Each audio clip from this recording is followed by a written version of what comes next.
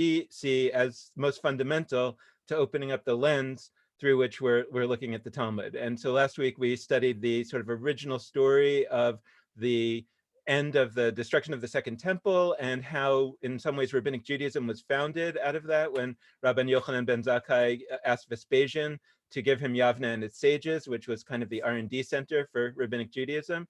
And if you didn't listen to that one, you can find it on Facebook, and very shortly you'll find it on a page on the Jewish Live website, which is www.jewishlive.org, and you'll be able to find all the past episodes. So we're getting some of that tech up and running, but you can find it there. Also, you should know that there is a source sheet on Sefaria where all the sources that we talk about, all the texts are there, so you can investigate those on your own. Before we jump in, Benay, I just wanted to give you a chance to say hi, and also any reflections that you have, over the past week. Hey there, it's so great to be back. I'm not sure about reflections, but one thing that I just wanted to add to your introductory comments was that we're not only looking at the Talmud to be understanding the Talmud, we're looking at the Talmud in order to find in it the blueprint that we might use again to respond to the times we're living in, which we think the Talmud was for the times just previous to them.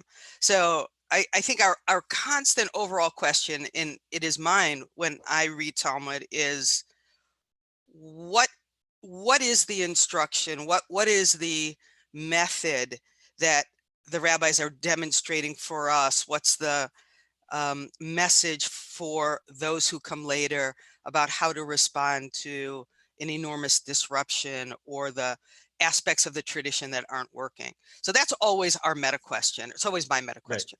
Right.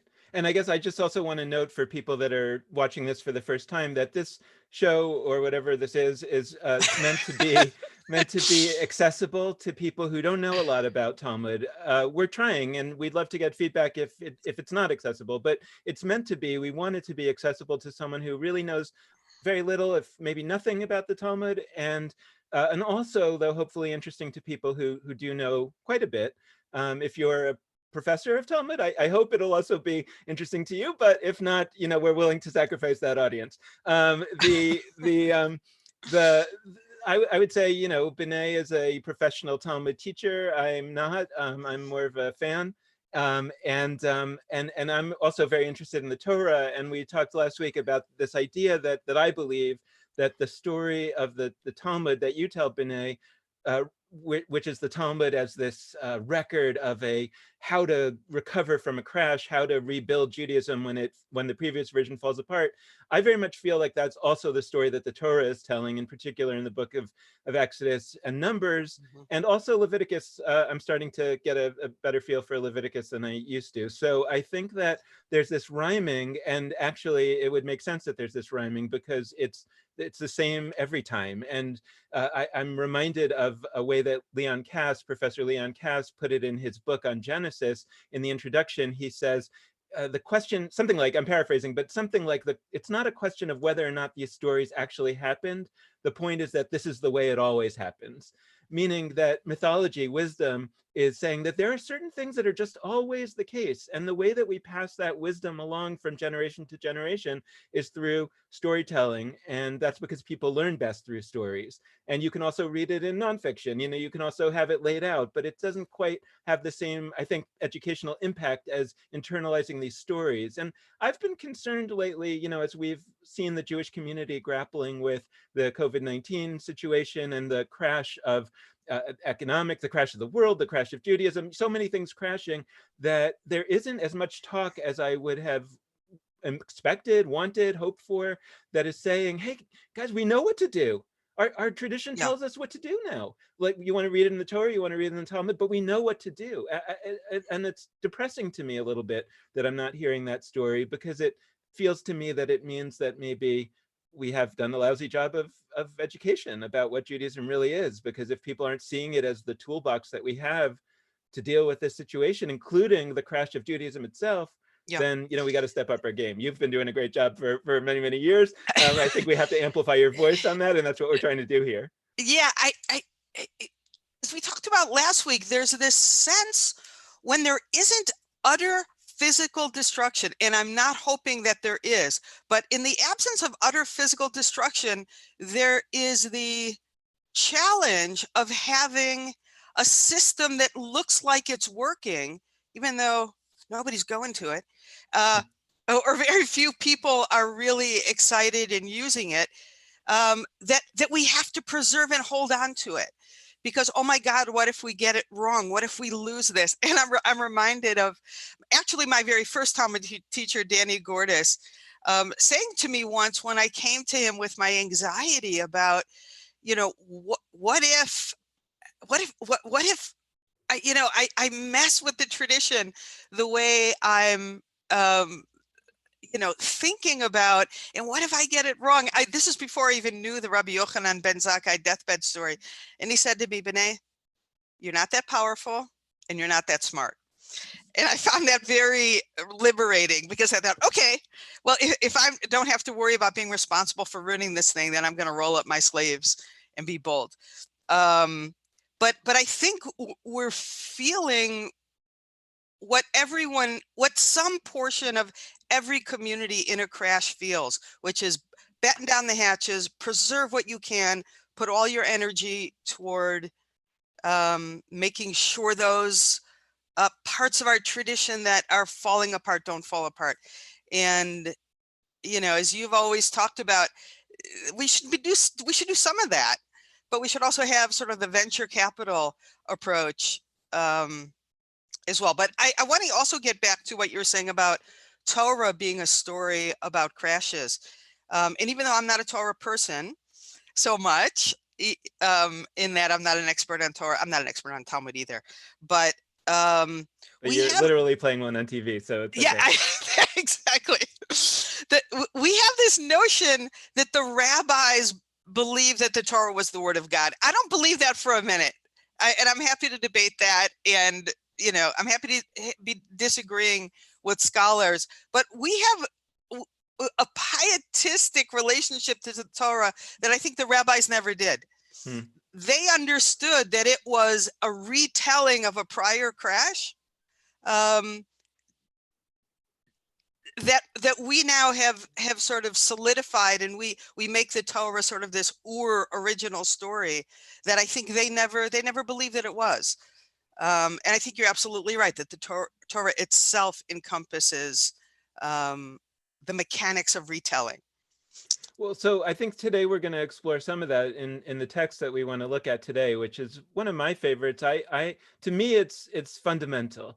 Yeah. And there are a number of fundamental texts, including the one that we did last week, and including the one that I think we're going to do next week, which is called the Oven of Achnai.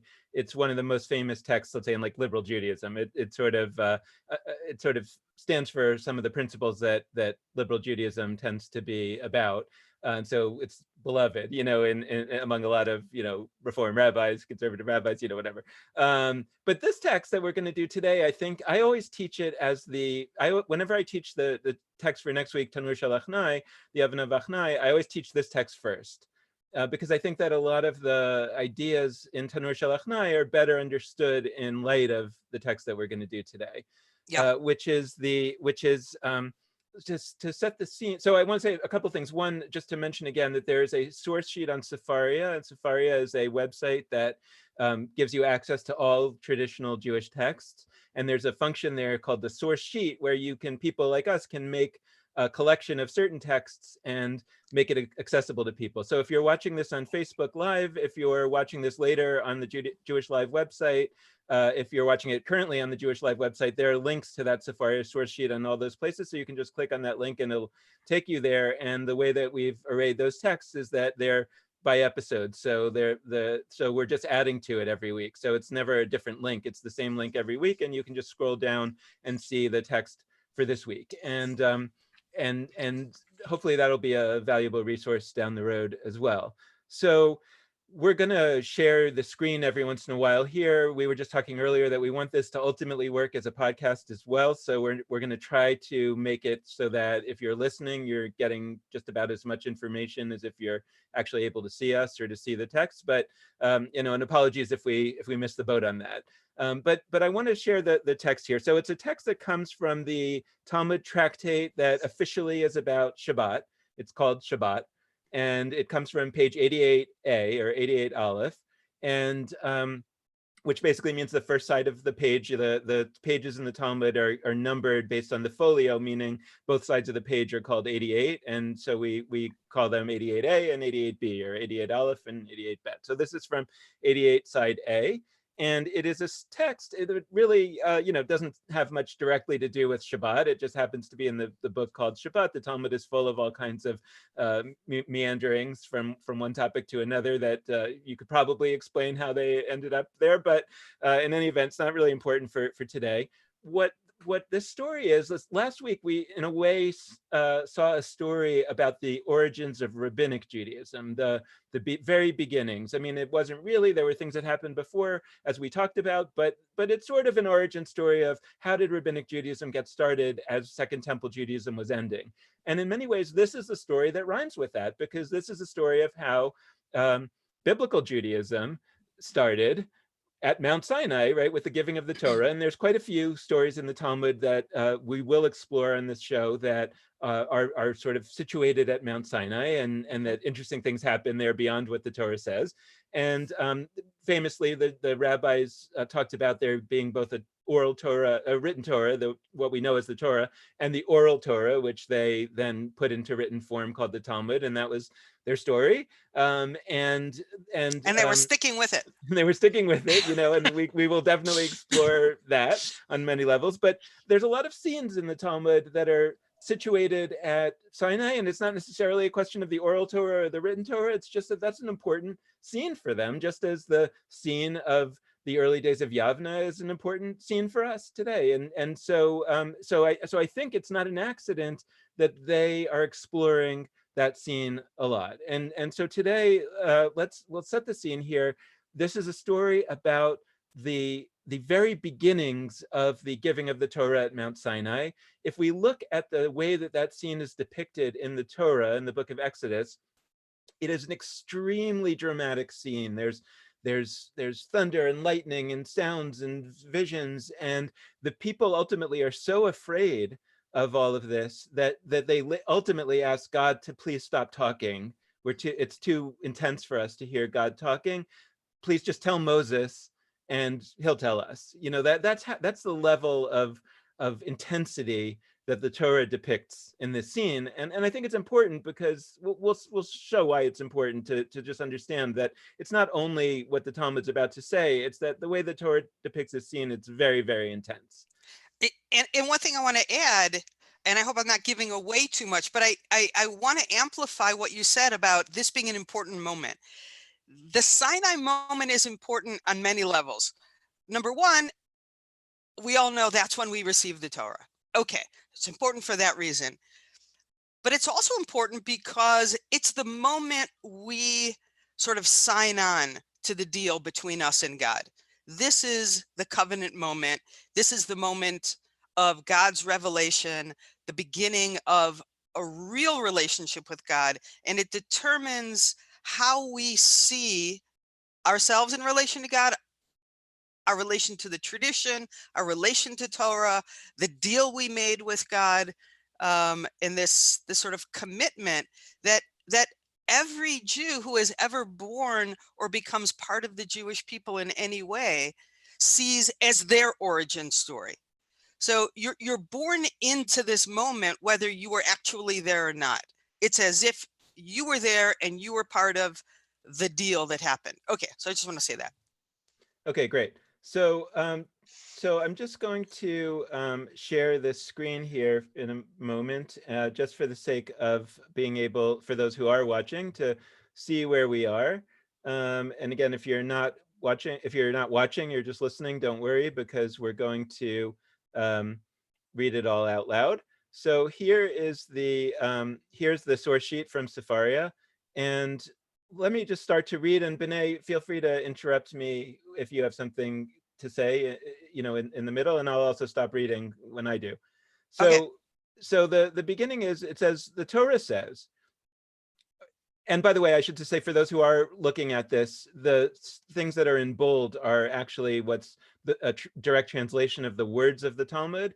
And of course, there's never anything that's exactly a translation, so there's a little bit of interpretive license potentially. And the things that are in not bold are either they're put by Adin Steinsaltz, who's a famous translator and explainer of the Talmud, or sometimes I or potentially Benay have made some changes or some additions to the translation to better capture what we're trying to do here.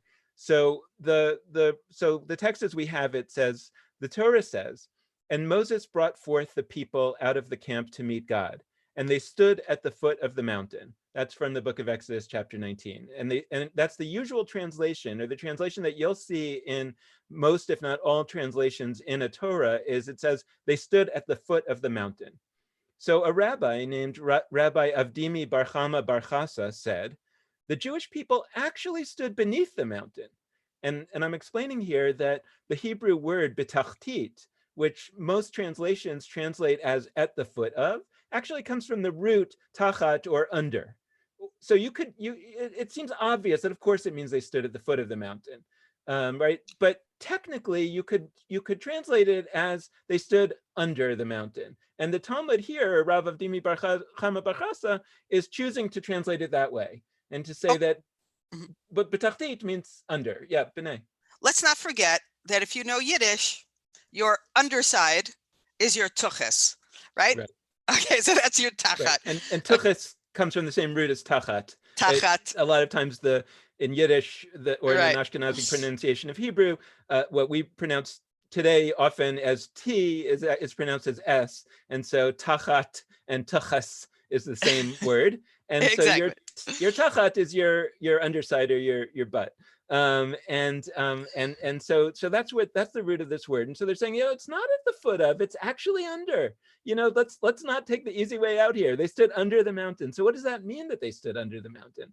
So Rabbi Avdimi Bar Chama Bar Chasa continues. He says, and that means, the verse teaches that the Holy Blessed One overturned the mountain above the Jews like a tub or a barrel. We could translate in different ways, but Benay and I've had long conversations about what it was exactly and why it matters. I think we don't want to have that conversation now, but God picked up the mountain, turned it upside down, and held it over the people. And God said, if you accept the Torah, very well. And if not, there will be your burial place, right? Meaning that I'm going to drop it on you. If you don't accept the Torah, I'm going to drop this mountain on you. Now, the reason I wanted to set the scene earlier and say that the Torah itself depicts this incredibly intense, scary scene with lightning and thunder and the loud voice of God that the people are so afraid of, is that this is a nice kind of this is a colorful image that God actually picks up the mountain and holds it over them.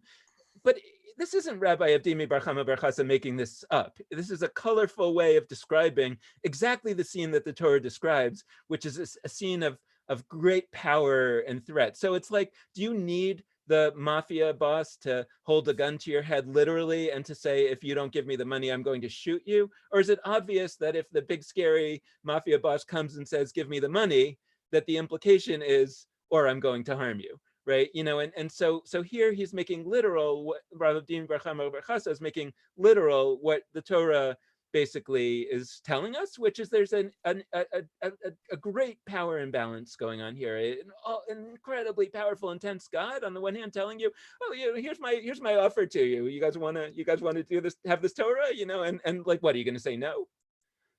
But I want to point out that I'm not sure that power imbalance is the only message that the Torah is giving us about what it was like. The Torah also portrays us as being, very anxious and enthusiastic about accepting the Torah and meeting God.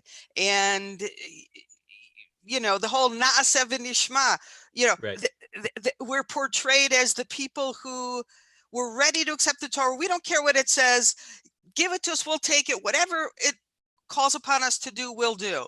And, you know, there are multiple stories interpreting that moment of us receiving the Torah with, you know, us being so every other people refuse the Torah. What's in it? Oh, do not kill. Oh no, we're down. We really love killing. We don't want the Torah. What else is it? You know, and we said, no, we'll take it. We don't care what's in it. We want it. We want it. So there's a way that I think you may be re-emphasizing or reading back into the story and lifting up that that coercive element, which is not the story we tell about ourselves biblically, I think. Right. I mean, I agree with you. And I would also say, I would sort of challenge our watchers, our listeners, to go and actually read the story, because I think that there are two layers here, right? One is, what does the story actually say? And the other is like, what has the traditional, or what we perceive to be the traditional way of understanding that story been? And it's clear that that what you just said is absolutely true of the way that we have been taught that story. Right. But the way that we talked about last week too, that we've been taught the story of the founding of Yavne, that Rabban Yochanan ben Zakkai founded Yavne. But if you actually read the story, it's pretty clear that he did not found Yavne. And similarly, I think that a lot of those ideas that, well, we were so excited to receive the Torah, are not really all that well borne out by the story that the Torah itself tells. They certainly are the way that we have been taught that story. And so many times those of us, this is why I've also said that a lot of times those of us who have a really good Jewish education are in the worst position. I mean, good Jewish education meaning what's perceived to be a good Jewish education. We're in the worst position to do some of this interpretive work, because we have been so colored by the way that we have learned the story that we almost can't read it the way that it's written. And so somebody coming to the story new and fresh, and we've talked a lot about the importance of early rabbis who didn't come from a Jewish background, that they're so important because they're actually just reading it and saying, wait a second, everything that you're saying here, it's not actually in the story. So tell me where are you getting this business that, you know, God went around and offered the Torah to everybody and only the Jews accepted it? It's like, oh, you know, I remember when my son was in a Jewish day school and he would come home with these stories, you know, about how heroic Abraham was and everyone, and he would, and I would say, well, where does that story come from? He says, well, it's in the Torah, and I said, it's not in the Torah, you know, but he had been taught that it was in the Torah. Anyway, so you know, I'm not sure what's actually in the Torah and what's not, you know, meaning we should look and debate and discuss, you know. But I want to throw in another layer, which I learned from Barry Wimpheimer, and he brings out the fact that this very midrash, the idea that tachtit, under, that they stood under the mountain, actually means that they literally stood under it, that God held the mountain over their heads and said, accept the Torah and everything will be fine, and if you don't, this will be your burial place. That this very midrash is a complete retelling of the exact midrash that appeared several hundred years earlier in a collection called the Mechilta, a Tannaitic source, a source from about 200-300 years before, which says that God held the mountain up before the Jews arrived, and they walked voluntarily under it to show their enthusiasm and commitment to Torah. The very same author of the midrash, that was the original midrash. And so this is now a kind of reworking that you're saying is actually in line with the biblical story itself, and not the reworking that we all accept as what the biblical moment was. Right. And one of the themes that I would hope that folks, you know, participating in this start to do is to really kind of try to track those movements of these stories that get interpreted and reinterpreted back to the way they were, and again, and you know, and that's fine. That I'm not sort of suggesting that somebody was doing anything wrong. I think that that's how culture works and evolves, but it also potentially frees us to do what we need to do in our time, right? So that's right. It's definitely a playing with our central mythic moment, right? And as you say, you can decide which was the original myth and which was the reworking. And if maybe we have several layers of reworking here, and maybe the ultimate meta message, although we're not, you know, done even, is you can rework your myths. Right. So let's go on. Okay. So that's the scene, right? So the mountain is literally being held over their heads. But again, I wanna focus people who think like, well, that's obviously just a story that this rabbi made up, or that was from the Mechilta and they reworked.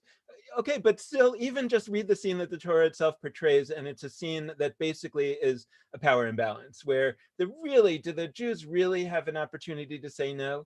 That seems not really. That's what's being portrayed here, and this is being portrayed in a colorful way, but I think so does the Torah. So Rav Avdimi Bar Chama Bar Chasa goes on and he says that basically what that means, or sorry, Rav Avdimi Bar Chama Bar Chasa gives a story, and then another rabbi, Rav Acha Bar Yaakov, comes in and says, from here, there is a substantial protest to the binding authority of the Torah.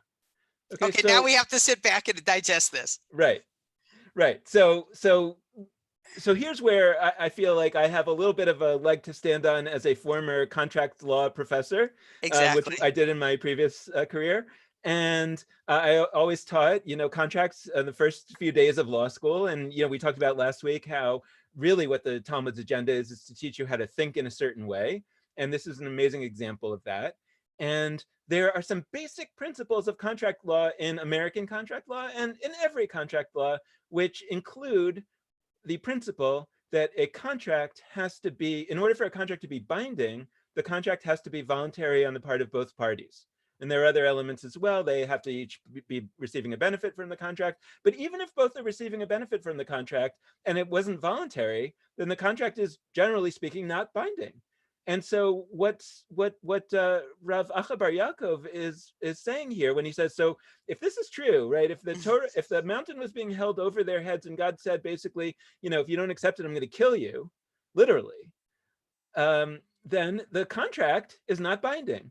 So because it is a contract under duress, that's the legal terminology. A contract made under duress is not a binding contract. And if this contract is made under duress, then it's not binding. Now, we in Judaism tend to call a contract by another name, a covenant. And if the covenant was made under duress, even with God, even in this sort of sacred, you could say, oh, well, there's an exception when it's God, etc. But Rav Acha Bar Yaakov doesn't say that exception. Right, he's saying, no, if it's under duress, then it's not binding. That's just basic principles. Yeah, and I want to bring in Barry Windheimer again, because he says really beautifully that what the rabbis are doing here is they're shifting a theological moment into a legal moment. They're taking a relational God experience and they're turning it into straight up a contract law. And I think that's really interesting. And not only do they do that, they then find it faulty, as everyone who knows law does. And as soon that the Talmud knows that that everyone who's reading this text and hears Rabbi Avdimi Bar Chama Bar Chasa's original midrash, as soon as they hear that, they immediately go to contract under duress. So the covenant is no good. Jewish law is not binding. And Rashi clarifies what we know even before we get to this objection, hey, that's duress, that at any point in the future from that moment, if anyone is called to judgment, hey, you didn't follow the law. If God ever says to you, hey, you didn't do this, you didn't do that, they'll have a defense. They'll say, right, the halacha wasn't binding on me in the first place. This whole covenant, this whole system was never binding on me. So right, I'm okay. Right. That's enormous. I mean, that's enormous. Enormous. And I know that I keep saying this, but I really want to stress it for those who say, but that's just a midrash, that's just a story, is that there's another principle in contract law, which is that, if it's directly duress, right, you say, I'm going to kill you if you do it, then it's not binding. But there's basically an equally substantial principles in contract law, including ancient contract law, that when there's a severe power imbalance between the parties and the duress was not explicit, that nevertheless there is grounds to undo the contract. And so even if you read, so what I'm saying is that Rav Avdimi Bar Chama Bar Chasa is orienting us with a sort of extreme version to say, that this is a contract under, if this is a contract under duress, then it's not binding. But now let's actually read the Torah story, and what we see here is a contract between two vastly unequal parties, which is probably under the same principles, also not binding. So even if you don't buy Rav Avdima bar Chama bar Chassa's story, it's still pretty much the same principle. And I want to sit back at this point and ask myself, okay, why would the rabbis be invested in retelling our covenant moment in such a way that undoes the obligation to follow Jewish law and to follow what they understood to be God's will? And for me, if you're going to be radically playing with the tradition and reworking it in ways that might have been unrecognizable to someone who actually received it at Mount Sinai, you might be invested in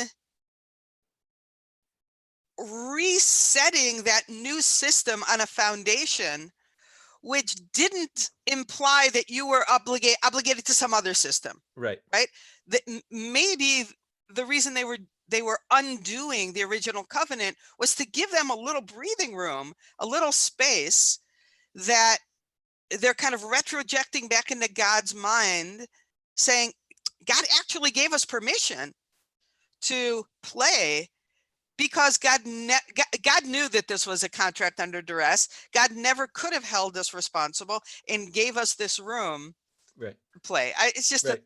I totally agree with that. And this is going to come back around in our conversation, I think, a number of times. But a point hit me recently that I think is really important to underscore, which is that at the time that the Talmud was, certainly at the time that these early stories were composed, but even at the time of the redaction of the Talmud, the final editing of the Talmud in 6th, 7th century, around there, most Jews could not read, or certainly could not read in a very sophisticated way. So not too many Jews could read the Talmud at all. By the way, that was true for all of Jewish history until probably the last few decades even. Not only was the Talmud translated into vernacular languages, but also with the advent of Sefaria and the internet, that now people can access it all and very Sfara, quickly. And Sfara, let's say. And Sfara in terms of new ways of teaching people and of encouraging people to study. So there's so many things happening. No, I agree with that. Sorry. I tend to focus on technology. I appreciate the focus on people. So my point is that very few people could read this. But everybody who could read it, everybody who could read at all, this may be a bit of an overstatement, but not a ton of an overstatement. Everybody who could read in a sophisticated enough way to read the Talmud, which is hard to read even today for people who are knowledgeable. It's a difficult slog. If you could read it, then you would understand it in a sophisticated way. So essentially what's going on here, but by the way, this was not meant for the people, right? So the idea was that your average people were not reading this. Who was reading this was other rabbis. And so what's going on here has to be understood as a conversation among an elite, among the rabbis, saying, here's what's really going on here. Now, what you end up telling the people, that might be something very different. It's not the Talmud here is not saying, hey, this is a sermon that you should all be giving in the synagogue. The rabbis weren't in synagogues in those days, whatever, that's a whole nother story. But so I think it's important to understand that within this particular group of rabbis, they were trying, why were they doing what you were asking, right? Why were they trying to establish this non-binding nature of the Torah? And probably, right, like we're talking about the creative class during this period of crash, right, during this period of rebuilding. And they were saying, at least among us creators here, we have a little more license than maybe you were educated to think that we did before you came to rabbinical school. So I think sometimes we think of in our time that going to rabbinical school is about sort of telling people what the rules are.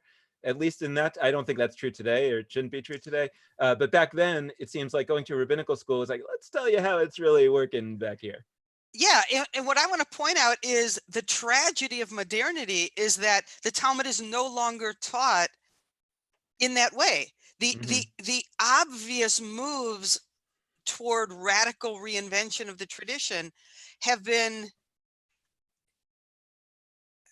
misread and misunderstood as a kind of pietism toward the biblical text, where winks were meant to use the text in a playful way. They've been missed, so that the Talmud is now read, with the exception of at Svara, in many yeshivot as a conservative document, not a radical document, and is not taught to the creative class. It's taught to the conserving class. Right.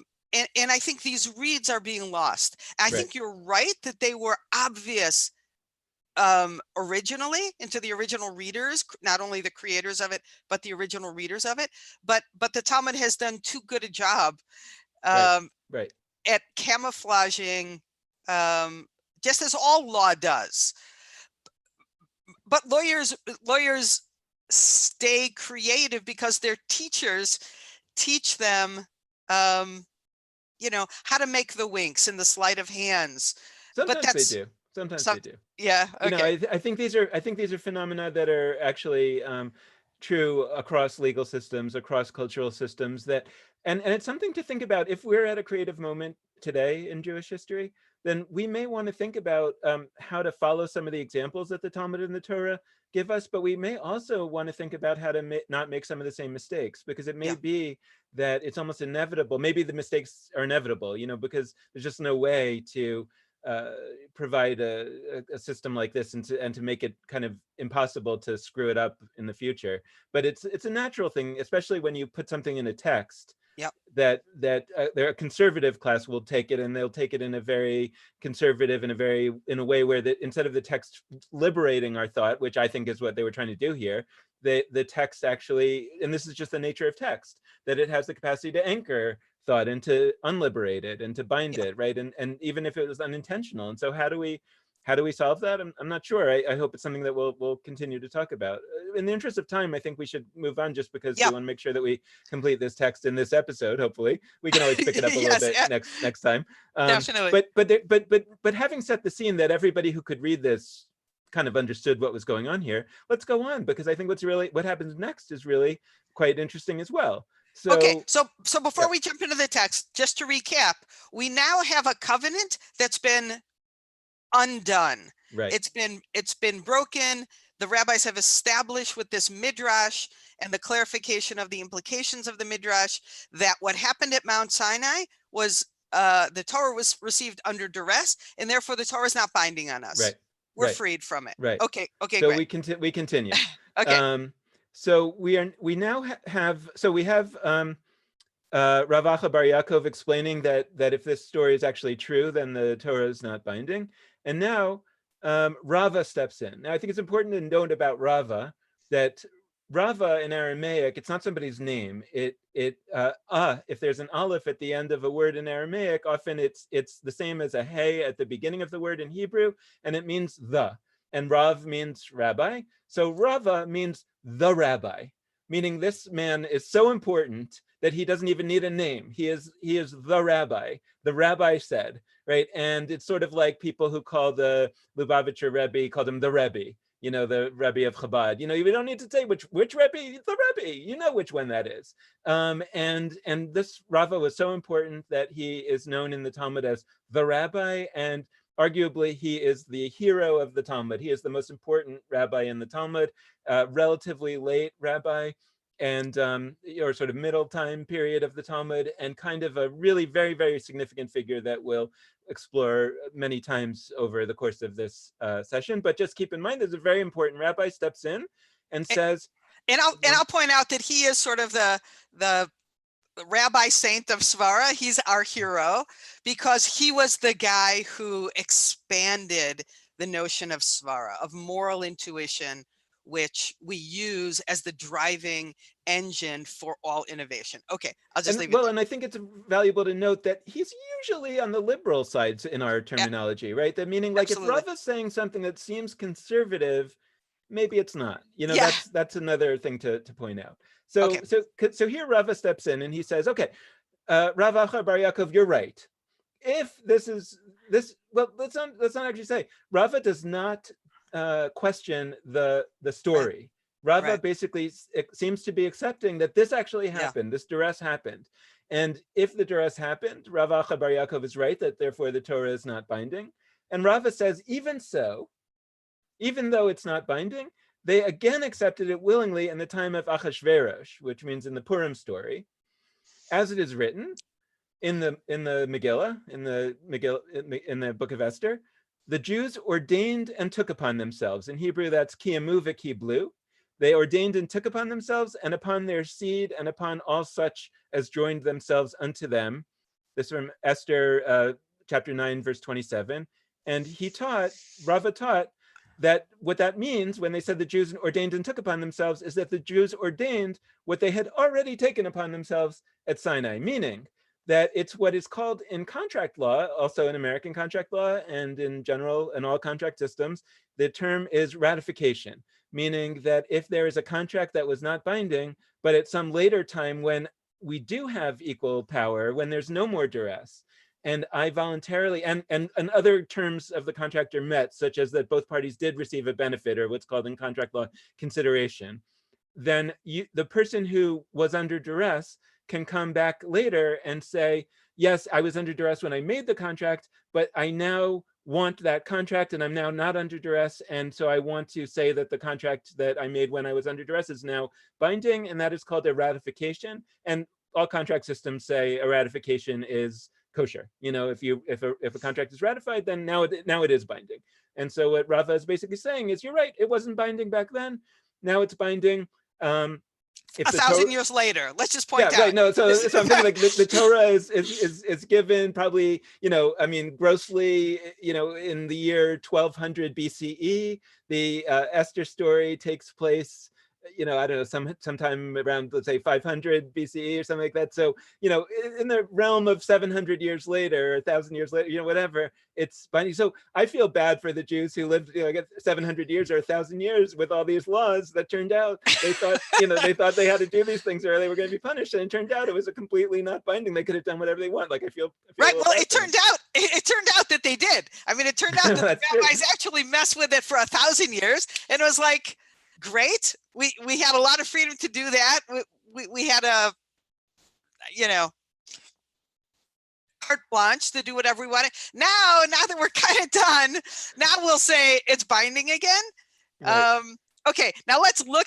First of all, let's point out the rather ridiculous midrash that Rava is using, which had to be obvious to everyone around him.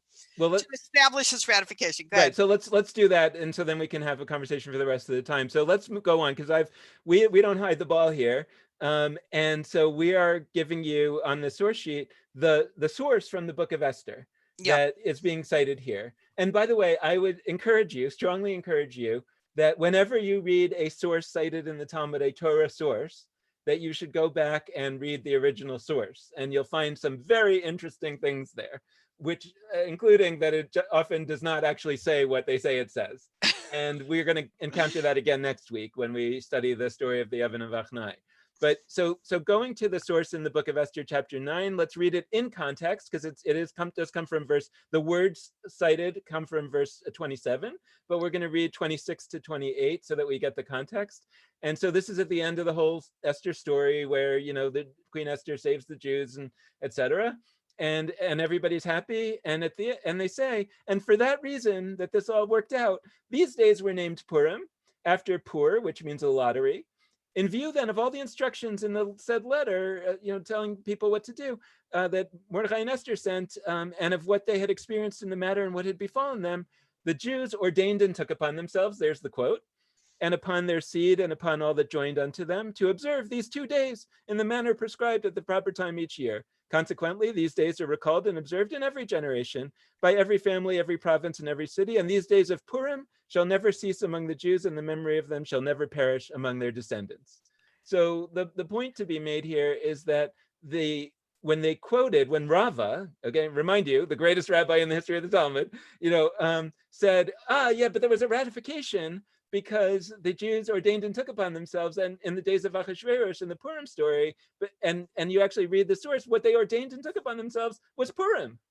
they ordained and took upon themselves that we're going to celebrate Purim every year. It doesn't say anything there about that they ordained and took upon themselves the whole Torah. Now, you could come up with some very strange interpretation to say, like, how by observing Purim, somehow they also, right? But it's very much of a stretch, and there's an equally plausible interpretation that this is a quote taken out of context. Right. And let's also remember that I don't think the rabbis were really under any impression that the Purim story ever happened. Okay, so if the Purim story never happened, and they knew it never happened, to root the reestablishment, the ratification of the covenant and the bindingness of Torah upon us in a story that never happened is like saying, okay, Torah was never binding on us from Mount Sinai, but it was because in the Flintstones, or because in the Snow White and the Seven Dwarfs, when this dwarf said to that dwarf, that's why it's binding. I mean, it's just laughable. Then they don't even quote. But then it's a misquotation from the Flintstones. A misquotation, right?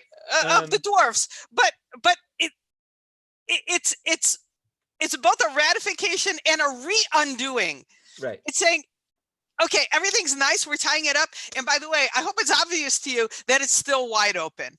Right. And again, like, I want to point out, that's why I want to point out to people that everybody who could read at this time knew this, because everybody who could read knew or could quickly check the Purim Megillah and to see, what the context was here. And there weren't your casual readers who are picking this up and going, oh, interesting, walking away like a lot of people might today, because they can read the Talmud quote, but they don't necessarily know the Torah so well that they realize that there's a misquote here or whatever. So, at that time, everybody who could read this knew this, is what I want to sort of put out there as more than a hypothesis, as a premise. So nothing is being hidden here from people at that time. Right. It's maybe we have learned it in a way that is hidden because we're not teaching it the way that they taught it back then. But none of this is hidden. So if you're a rabbi hanging out in rabbinical school at this time, what you have just learned, if you study this text, is that the Torah is not binding, not necessarily because it was held over our heads, but because of the actual scene depicted in the Torah of the fear and everything. So the Torah is not binding.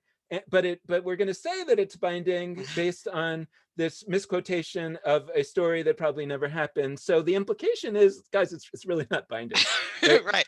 Right. That's what you're picking up in rabbinical school in the 7th century, and right. The question is, what are they doing? Yeah. So what are they doing? Well, for me, it's a giant declaration that we are in charge of what the content of our tradition is. And I want to bring Yitz in here because Rabbi Yitz Greenberg, also one of my teachers, has a beautiful understanding of this story, which is that after the destruction of the Second Temple, the rabbis knew that miracles weren't going to happen anymore. Actually, it's not that they didn't think miracles were going to happen. They just decided they were no longer going to heed miracles. And we're going to get to this in our story next week. But they lived in a world where God hadn't stepped in to save the temple. And they knew that was going to be the reality in the future. They were not going to, they were no longer going to understand themselves as living in a world where miracles were going to save them. And they realized that their contract was with a God who was this overpowering, overawing, miracle-making God. And if we were going to live in a world where God wasn't going to do that, we were going to need to redo a covenant with a God who wasn't going to do that anymore. And Yitz locates that redoing in Esther. That he understands that it's in Esther because in the Esther story, God never appears. And that's when Jews kind of stand up and say, we better take care of ourselves.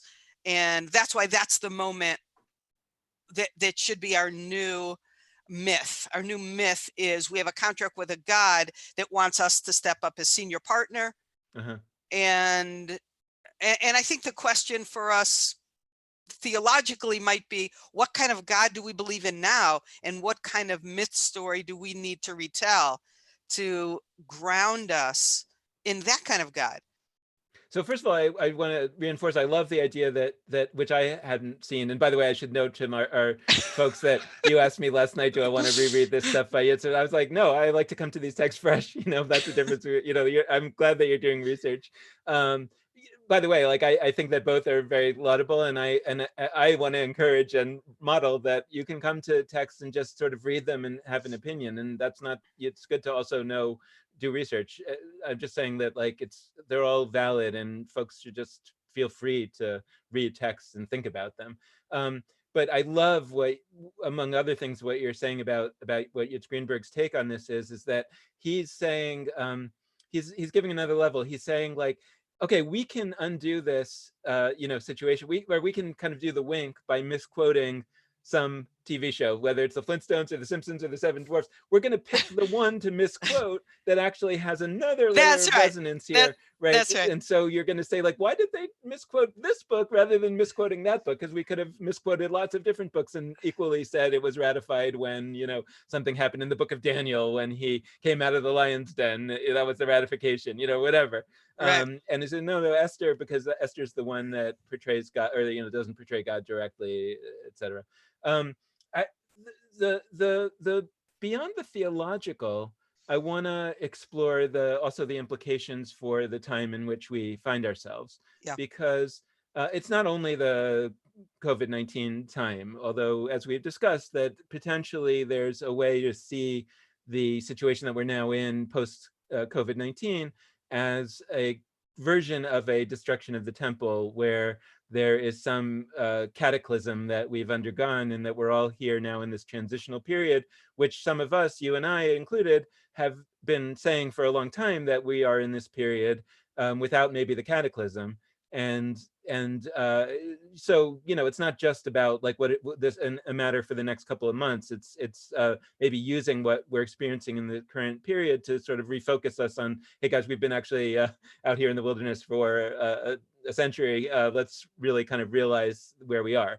But in that period, I think that what I get out of this text is where you've been saying that the rabbis, you believe that the Talmud is a message being sent forward 2,000 years from the rabbis to us, a kind of a time capsule, where they're saying to us, we experienced a destruction, a crash of the Judaism that we knew, and we responded not by trying to build another temple or somehow figure out how to rebuild that Judaism again after the cataclysm, but rather by understanding that the time had come to build a new Judaism.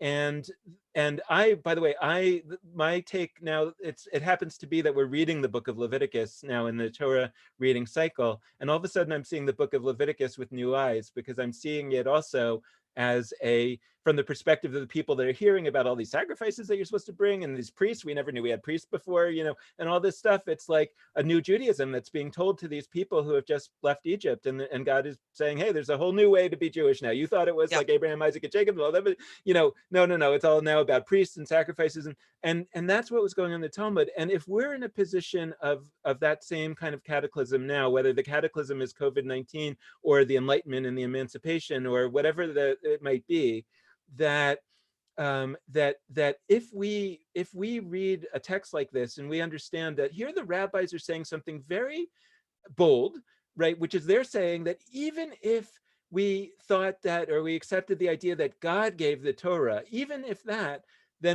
but we can find ways to say that it's not binding and therefore we're not obligated to it. And we may say that we are with a wink, and that really tells all of us to know that maybe we'll tell the people that we're obligated to it, but really we can do a totally new thing and just call it the oral Torah. And if they are as bold as that, then I think that the message that they're sending us is, you guys, please do that to us. When the time comes, please do that to us. If we could do it to God, you can do it to us. So if we're at a time when we now have to undo the Judaism that the rabbis built, they wanted that.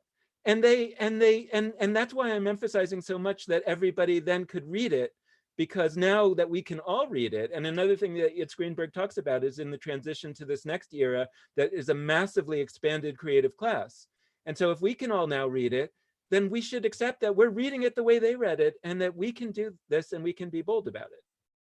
Sorry, that was a long speech, no, but but I think I it's really agree. critical. I agree completely, and you characterized my approach much better than I do, because you're precisely right. When I'm talking about reworking the tradition, I'm not talking about reworking the biblical tradition. I'm talking about reworking the tradition that they created from their reworking of the biblical and proto-rabbinic tradition. I agree completely. And this is them saying, stand on our shoulders, and here are the techniques. We did it. It'll be traditional when you do it too. And we know you're going to, yeah, we rework what we gave you. What's most traditional about our tradition is how to change it. Right, right. And I just, for those conservative voices, like you talked about, the folks who, look at a text and have been taught to look at a text in the most conservative reading, that is something that texts lend themselves to do. But another thing that texts lend themselves to do is the not conservative reading. And again, any American lawyers out there, I think, understand, if you've taken a constitutional law class, you've experienced this with the American Constitution. And if you've taken a statutory interpretation class, you've experienced this with statutory interpretation. And if you've taken any law school class, you've experienced this in a certain way, that there are all kinds of ways to look at a text. And sometimes it's looking at the words of the text and imagining that this text is trying to anchor us in a very particular view of what the law is, and we just should understand what it meant and we should interpret that way. But some texts are trying to anchor us in a certain way of thinking about the purpose of the law, or the purpose of what this is all about, and to say that there's going to come a time when we don't know the examples anymore. It's too far away, and you can only imagine that 2,000 years ago, they couldn't know what was going on in our time. They knew that they couldn't know. And so if you're a responsible person writing a constitution, which I want to believe that they were, and the redactors of the Torah were, that you put in there that kind of a message. And so anyone who's reading that message in there, it was put there. It's meant to Yeah, be there. And this is a time for us to take that seriously and ask ourselves, so what does that mean for us? exactly. Exactly. So, yeah. Yeah. No, No, you I mean, we're out of time. So do you okay. want to, I mean, if you have a closing thought, I'd love to get it. And if not, we'll just say we'll be back next week. I just want to throw out that Moshe Halbertal, who is a critical Talmud scholar today and a great Talmud scholar associated with the Hartman Institute in Israel, calls that conservative read anti-traditional. Hmm. Hmm. So that he names that what is most traditional is the willingness to radically retell the stories we received so that they work better at creating the kind of person the entire tradition was designed to create, and to add our insights into aspects of this personhood that the tradition never even glimpsed. It's beautiful. And I think that it underscores the name of your svara, your yeshiva. You call it a traditionally radical yeshiva, and that's not meant to say that it's an oxymoron. It's meant to say that Yeah, radical is the tradition. that's And right. so I think it's a great place to stop. I just want to remind folks that we'll be back next week, not at the usual time, but instead on Tuesday at 3 Eastern, and we'll look at the story of the oven of Achnai. If you've heard it before, I still think you're probably going to get some new things from that. So that's going to be great. And then the following week, we'll be back to our usual time, which is Thursdays at noon Eastern. And we're going to be here with Professor David Kramer from the Jewish Theological Seminary, who is Benay's original Talmud teacher. So that's going to be a amazing reunion that I can't wait to be fly on the wall for. I'm looking forward to it. I can't wait. All right. Thanks, everyone, for being here, and happy Passover. Thanks so much.